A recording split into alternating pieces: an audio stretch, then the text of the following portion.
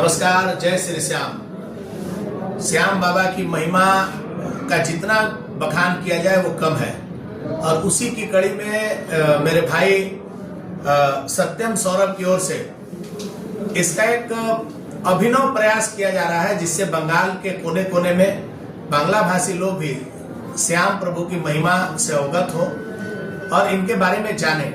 इसलिए एक कलयुगेर देवता के नाम से इन्होंने एक बांग्ला में श्याम भजन बनाया है और ये भजन अगर आप सुनेंगे तो आपको श्याम बाबा की महिमा और इनका जो पूरा विषय है वो आपके ध्यान में आएगा।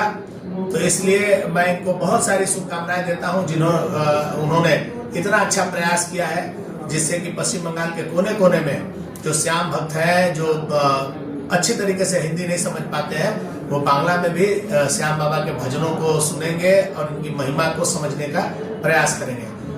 আবার আমি একবার বলছি, এটা প্রথমবার হচ্ছে সারা ভারতবর্ষের যে আমার একজন ভাই যার নাম হচ্ছে সত্যম সৌরভ, আমার খুব ভালো বন্ধু, ইনি একটা অভিনব প্রয়াস করেছেন যে শ্যাম বাবার ভজন আর ওনার যে পুরো বিষয়টা একটা বাংলা সঙ্গীতের মাধ্যমে আপনাদের সামনে উনি নিয়ে এসেছেন।